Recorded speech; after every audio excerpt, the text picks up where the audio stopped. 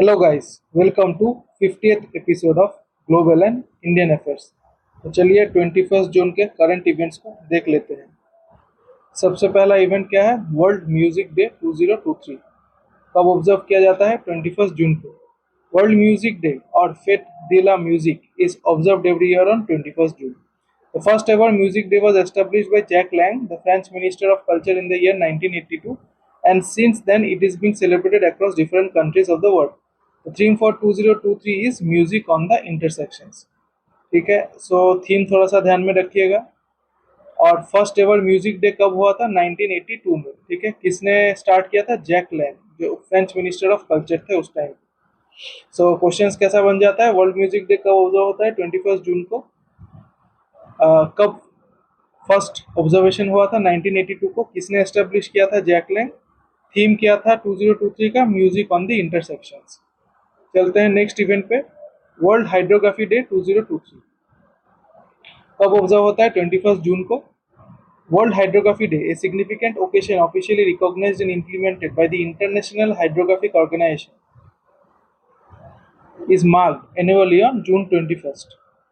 अच्छा, तो आप पूछेंगे कि हाइड्रोग्राफी क्या है?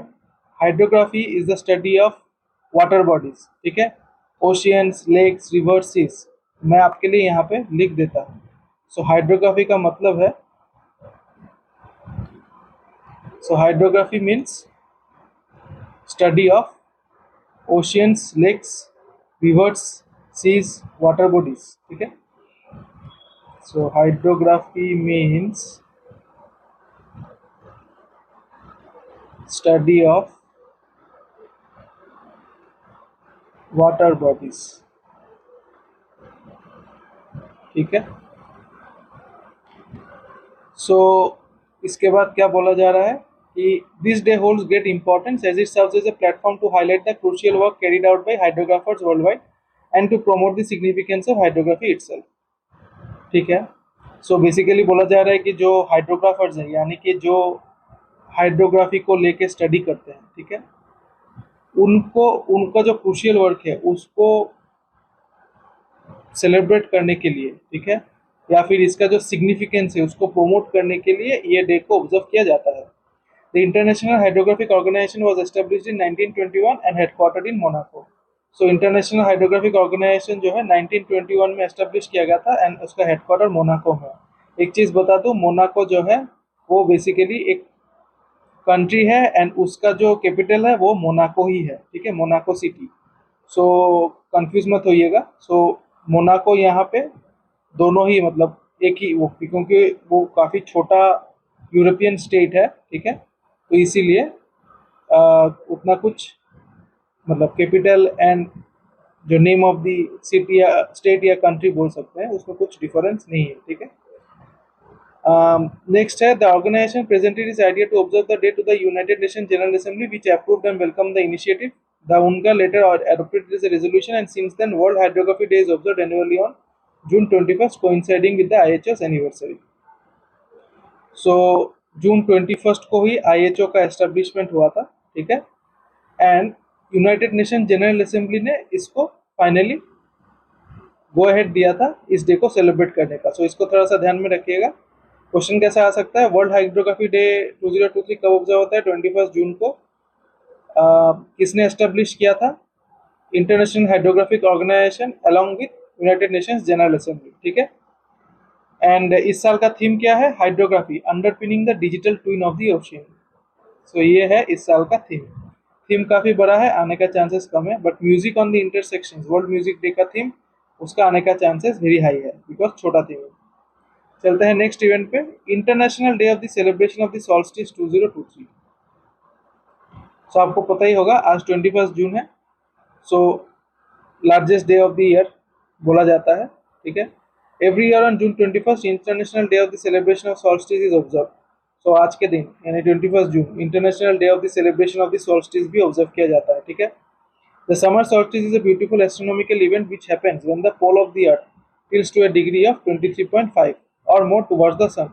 The sun goes directly above the Tropic of Cancer. So थोड़ा सा यहाँ पे देख लेते हैं, अगर आपने जरूर जियोग्राफी में इसको स्टडी किया होगा। सो ये देखिए, ये टिल्टिंग हो गया अर्थ का। ठीक है, एंड देख रहे हैं आप कैसे सन का रेज डायरेक्टली गिर रहा है ये ट्रॉपिक ऑफ कैंसर में, ठीक है। सो इसी टिल्टिंग की वजह से समर सॉल्स्टिस ऑब्जर्व किया जाता है, ठीक है। नॉर्मली समर सॉल्स्टिस जो है यानी beginning of the summer season, ठीक है, वो हो जाता है जून 28 से जून 22 के अंदर, but longest day of the year जो है वो जून 21 को ही आता है नॉर्मली, ठीक है। ठीक है, summer solstice is known to be the longest day of the year as the day receives maximum sunlight, whereas in the southern hemisphere it is the shortest day of the year, ठीक है। तो इसको थोड़ा सा ध्यान में रखिएगा। when is the summer solstice observed या फिर international Day of the Celebration of the solstice 2023 observe 21 जून, ठीक है। The International Day of the Celebration of the Solstice was established by the United Nations. So इसको भी United Nations ने ही establish किया to honor and bring awareness to the significance of this event across various cultures and religions irrespective of their origins. So questions कैसा बन जाता है, international Day of the Celebration of solstice कब observe किया जाता है, 21 जून को। किसने इसको एस्टेब्लिश किया, यूनाइटेड नेशंस, ठीक है। बाकी आपने ज्योग्राफी में स्टडी किया ही होगा।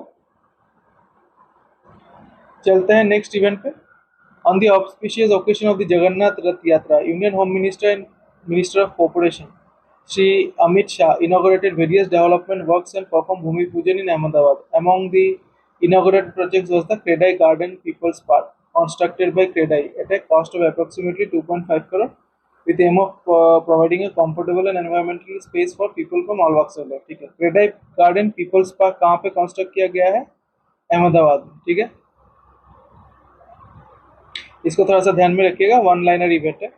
चलते हैं नेक्स्ट इवेंट पे। Labour L20 summit, sorry labour 20 और L20 summit will be held in Patna, ठीक है। 21 से 23 के बीच में हेल्ड किया जा रहा है। So universal social security and women and future of work को लेकर डिस्कस किया जाएगा। एनीवे हमको क्या ध्यान में रखना है कि लेबर 20 समिट या L20 समिट कहाँ पे हुआ था, पटना बिहार में, ठीक है। चलते हैं नेक्स्ट इवेंट पे। According to Hurun India 2022 Burgundy private Hurun India 500 list. So according to Hurun India's 2022 Burgundy Private Hurun India 500 list, Reliance Industries led by billionaire Mukesh Ambani holds the position of the most valuable private company in India. So Reliance Industries ने top कर दिया है as most valuable private company in India. So ये जो list है इसने private companies को ही सिर्फ कंसिडर किया है, ठीक है। With a staggering value of 16.4 lakh crore. So Reliance का टोटल अभी नेट वैल्यू है, मार्केट कैपिटलाइजेशन है ₹16.4 lakh crore, followed by TCS जो सेकंड में है एंड एचडीएफसी बैंक जो थर्ड में है, ठीक है। उसके बाद टॉप 10 में और कौन कंपनीज है, इन्फोसिस, आईसीआईसीआई बैंक, भारतीय Airtel, HDFC, ITC, Adani total gas, Adani enterprise. ये एचडीएफसी जो है ये एचडीएफसी बैंक नहीं है, एचडीएफसी ग्रुप है, ठीक है। अभी बेसिकली एचडीएफसी ग्रुप और एचडीएफसी बैंक में एक मर्जर होने का बात है, वो होगा तो पूरा दोनों एक ही हो जाएगा, ठीक है। The report mentioned that the top 10 companies listed on the Hurun India 500 maintained a total value of rupees 71.5 lakh crore, which accounts to around 37% of India's GDP and around 31% of total value of 2022 Burgundy Private Hurun India 500. Okay. So यहाँ पे जो top 10 companies है वो itself 71.5 lakh crore का valuation है, जो कि 37% of India GDP का रिप्रेजेंट करता है, ठीक है। एंड इसका जो 31% of total value of 500 companies considered in Hurun India report, ठीक है। तो हमारे लिए क्वेश्चन कैसा बन जाता है कि हु अमंग द फॉलोइंग या which of the following companies top the Hurun India 2022 Burgundy Private Hurun India 500 list. Reliance ने टॉप कर दिया है, ठीक है। चलते हैं नेक्स्ट इवेंट पे। Author Salman Rushdie was awarded the prestigious German Peace Prize 2023 for his literary work and for his resolve in the face of a constant threat to Israel. So German Peace Prize किसने जीत लिया है, सलमान रश्दी ने, ठीक है। Very important. Salman Rushdie का एक important किताब जिसकी वजह से वो फेमस हो गए, मिडनाइट चिल्ड्रन। ये जर्मन पीस प्राइज जो है 1949 में इंस्टीट्यूट हुआ था, ठीक है, to honour those who oppose in word and deed what endangers peace, understanding and equality among nations. Okay. First ever prize was awarded to Max Tau. तो सबसे पहला जर्मन पीस प्राइज दिया गया था मैक्स टाउ को। Economist and philosopher Amartya Sen back the award in 2019, ठीक है। So India में अमर्त्य सेन को 2019 में ये अवार्ड मिला था। Traditionally the prize is awarded on the Sunday of Frankfurt book fair which occurs on October at Frankfurt St. Paul's Church. The church holds historic significance in Germany. It was there where the Frankfurt National Assembly, the first fully elected parliament for all German states, was held in 1848. Awardees will receive a sum of 25 euros, approximately 22,36,300. ठीक है, हमको क्या ध्यान में रखना है? German peace prize 2023 किसको मिला? सलमान रश्दी को। इंडिया में किसको मिला था पहले 2019 में? अमर्त्य सेन को। फर्स्ट प्राइज किसको मिला था? मैक्स टाउ, मतलब फर्स्ट एवर प्राइज, सबसे पहला जो अवार्ड मिला था वो किसको मिला था? Max Tau. ठीक है, चलते हैं नेक्स्ट इवेंट पे। फिनलैंड पार्लियामेंट ऑन ट्यूसडे, मैंने 20 जून, elected Petteri Orpo as prime minister, who is the leader of conservative party and head of a 4 party coalition. ठीक है, सो ये है पेटेरी ओप्पो। ठीक है, तो इनको पीएम बना दिया गया है फिनलैंड का। फिनलैंड के प्रेसिडेंट कौन है? साउली निनिस्टो, पहले भी हम लोगों ने डिस्कस किया है। कैपिटल क्या है? हेलसिंकी। ठीक है, एंड करेंसी क्या है? यूरो। ये है फिनलैंड का फ्लैग। सो हमको क्या ध्यान में रखना है कि who among the following was recently appointed as the prime minister of Finland? Petteri Orpo. ठीक है, चलते हैं नेक्स्ट इवेंट पे। Swaminathan Janakiraman was appointed as the Deputy Governor of the Reserve Bank of India for a period of 3 years. He is currently the Managing Director of the State Bank of India. He will succeed Mahesh Kumar Jain. तो ये है स्वामीनाथन जानकीरमन। ठीक है, इनको बना दिया गया है डेप्यूटी गवर्नर ऑफ आरबीआई। तो इसको थोड़ा सा ध्यान में रखिएगा, क्वेश्चन कैसे आ सकता है? Among the following was appointed as the deputy governor of RBI? Swaminathan Janakiraman. ठीक है, eminent poet, literary critic and Sahitya Academy Award recipient Acharya N. Gopi has been selected for Professor Kothapalli Jaishankar Award instituted by Bharat Jagruti, a cultural organization and extended arm of Bharat Rashtra Samiti.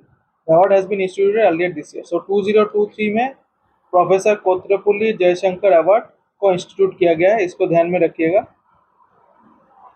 2023 में institute किया गया है। ठीक है, very important. And किसने institute किया? भारत जागृति ने। सबसे पहला अवार्ड किसको मिला? आचार्य एन गोपी को। ठीक है, चलते हैं नेक्स्ट इवेंट पे।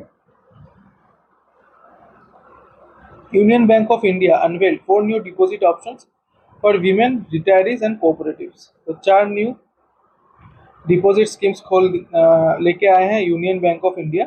ठीक है, क्या क्या वो स्कीम से नीचे देख लेते हैं। सबसे पहला स्कीम क्या है? यूनियन उन्नति।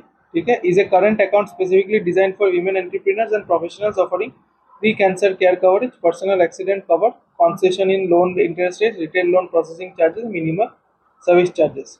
सो यूनियन उन्नति वीमेन को कैटर करता है। Union Samriddhi is tailored to empower women, ये भी वीमेन को कैटर करता है। ठीक है, providing them with a safe and convenient savings and financial management Avenue, the account offer similar benefits as union Unnati. So दो जो स्कीम है यूनियन उन्नति एंड यूनियन समृद्धि, वो कैटर करता है वीमेन को।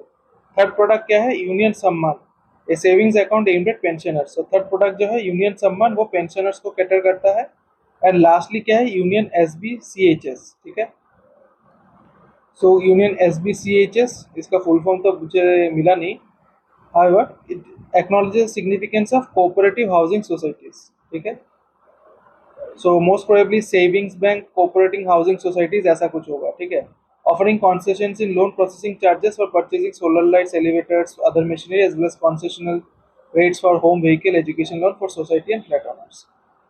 ठीक है, सो 4 स्कीम, 2 स्कीम वीमेन को कैटर करता है, 1 स्कीम पेंशनर को कैटर करता है, 1 स्कीम जो है वो कोऑपरेटिव हाउसिंग सोसाइटीज को कैटर करता है। ठीक है, क्वेश्चन कैसे आ सकता है कि विच of the following schemes were recently launched by United Bank of India catering women? Union उन्नति, यूनियन समृद्धि। ठीक है, ये स्पेसिफिकली बैंक एग्जाम्स के लिए इंपॉर्टेंट है। बाकी जैसे IBPS PO एग्जाम हो गया, ठीक है, SBI PO हो गया, बट CGL एसेट्रा के लिए बैंक के करंट अफेयर्स उतने इंपॉर्टेंट नहीं होते हैं। ठीक है, थोड़ा सा डिटेल्स यूबीआई के बारे में जान लेते हैं। यूबीआई CEO एंड MD है ए मनी मिखालाई। तो ये है a money मिखालाई। Chairman non executive है श्रीनिवासन वरदराजा। ठीक है, श्रीनिवासन वरदराजा ये है। यूबीआई का हेडक्वार्टर है मुंबई महाराष्ट्र में। सो यूबीआई का headquarter is in Mumbai Maharashtra, ठीक है, and it was founded on 11 नवंबर 1990, ठीक है। तो इसको थोड़ा सा ध्यान में रखिएगा, जनरल अवेयरनेस क्वेश्चन आ सकता है। चलते हैं नेक्स्ट इवेंट पे। Alok Kumar, Corporate Officer and Senior VP, Head of the Global Smart City Business, NEC Corporation, and President and CEO, NEC Corporation India, was appointed as a member of the Asian Development Bank's High Level Advisory Group on Digital Technology for Development, ठीक है। सो आलोक कुमार को appoint कर दिया गया था high level advisory group on digital technology for development of ADB, ठीक है, Asian development bank. ये एक्चुअली मई 1 2023 को ही हुआ था, बट न्यूज में अभी आया है। 8-member group consisting of global industry leaders in digital technology and accommodations will help further accelerate the utilization of ICT among ADB activities for developing countries, ठीक है। सो ये कम्युनिकेशन टेक्नोलॉजी है, सो इंटर कम्युनिकेशन टेक्नोलॉजी। एनीवे, हमको क्या ध्यान में रखना है, हमको ध्यान में रखना है कि आलोक कुमार जो है उनको बना दिया गया था मेंबर ऑफ, ठीक है, Asian development bank high level advisory group on digital technology for development, ठीक है, इसको ध्यान में रखना है। चलते हैं नेक्स्ट इवेंट पे। Indian paddler Mudit Dani entered the history book by becoming the first Indian to win the national collegiate table tennis association male athlete of the year award for his exceptional performances in 2022-23। So Mudit Dani जो कि एक table tennis player है, उनको मिल गया है national collegiate table tennis association NCAA male athlete of the year award, ठीक है। तो इसको थोड़ा सा ध्यान में रखिएगा। चलते हैं नेक्स्ट इवेंट पे। Grammy awards 2024 will have 3 new categories. So Grammy awards 2024 मतलब अगले साल का जो अवार्ड होगा ग्रैमी अवार्ड्स, उसमें 3 न्यू कैटेगरीज को डाला गया है, ठीक है। The new categories include best alternative jazz album, best African music, so best alternative jazz album, best African music performance and best pop dancing recording, ठीक है। सो ये 3 कैटेगरीज इंक्लूड किया गया है। अच्छा, अभी क्वेश्चन कैसा आ सकता है कि how many new categories have been included in the Grammy awards 2024, 3 new categories. But ये तो हो गया 3 new category, total number of categories कितना हो गया? टोटल नंबर ऑफ कैटेगरीज हो गया 94, ठीक है। सो ग्रैमी अवार्ड्स में टोटल 94 कैटेगरीज में अवार्ड दिया जाता है। सो इसको थोड़ा सा ध्यान में रखिएगा, जीके क्वेश्चन आ सकता है। पहले 2010 में 109 अवार्ड दिया जाता था, फिर 2011 में 78 अवार्ड्स कर दिया गया था, ठीक है। अभी वापस 94 हो गया है, तो इंक्रीज हो ही जा रहा है। एनीवे, सो 2 क्वेश्चंस पॉसिबल। एक क्वेश्चन है कि रिसेंटली ग्रैमी अवार्ड्स 2024 में कितने न्यू कैटेगरीज इंक्लूड किए गए हैं, वो है 3। एंड ओवरऑल ग्रैमी अवार्ड्स में कितने कैटेगरीज पर अवार्ड दिया जाता है, 94, ठीक है। पहुंच गए हम लोग अपने लास्ट इवेंट पे। Jharkhand agriculture minister Badal Patralekh inaugurated गोधन न्याय योजना at Hesak, which will be done as a pilot in 5 districts. So गोधन न्याय योजना रिसेंटली कौन से स्टेट में इनॉग्रेट किया गया है? झारखंड में, ठीक है।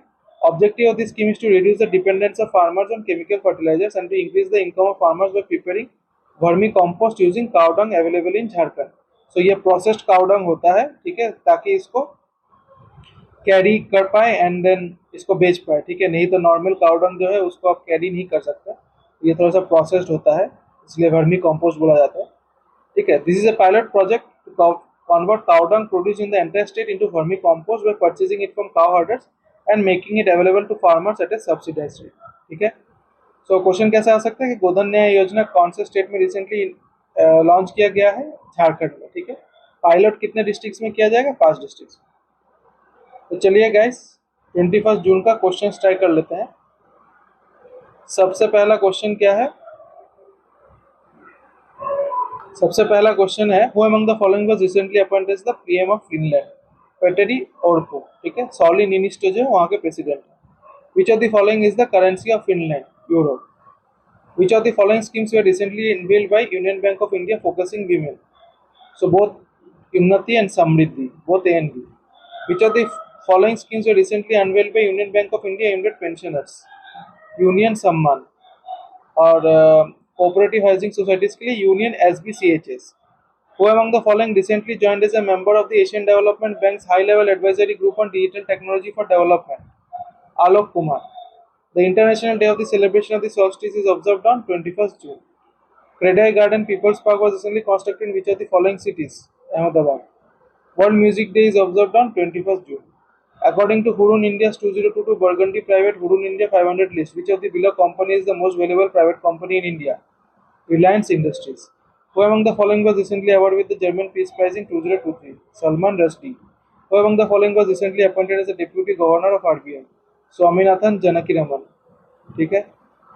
महेश कुमार जैन जो है वो रिटायर कर चुके हैं या फिर उनको रिप्लेस किया जा रहा है. ठीक है, मतलब आरबीआई से निकल चुके हैं. माइकल पात्रा और टी रविशंकर जो है वो अदर टू डिप्यूटी गवर्नर्स है. ठीक है. Who among the following recently received the Professor Kothapalli Jayashankar Award? Acharya and Gopi.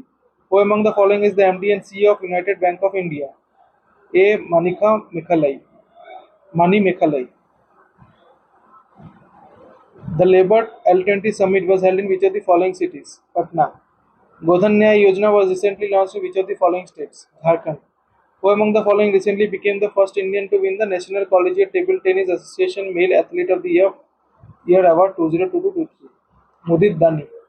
How many new categories have been added to the Grammy Awards 2024? 3. How many categories are there in total in the Grammy Awards? 94. World Hydrography Day is observed on 21st June. International Hydrographic Organization is headquartered in Monaco. So guys, आज के लिए इतना ही. मिलते हैं कल के episode में. Hope आपको मेरा ये एपिसोड अच्छा लगा होगा. अगर अच्छा लगे तो काइंडली लाइक कीजिएगा, चैनल को सब्सक्राइब कीजिएगा एंड अपने दोस्तों के साथ शेयर कीजिएगा. और अगर लगे कि मैंने यहाँ पे कुछ गलत इन्फॉर्मेशन दिया है तो डेफिनेटली कमेंट पे मुझे बताइएगा. तो आज के लिए इतना ही. मिलते हैं कल के एपिसोड में. Good night and thank you.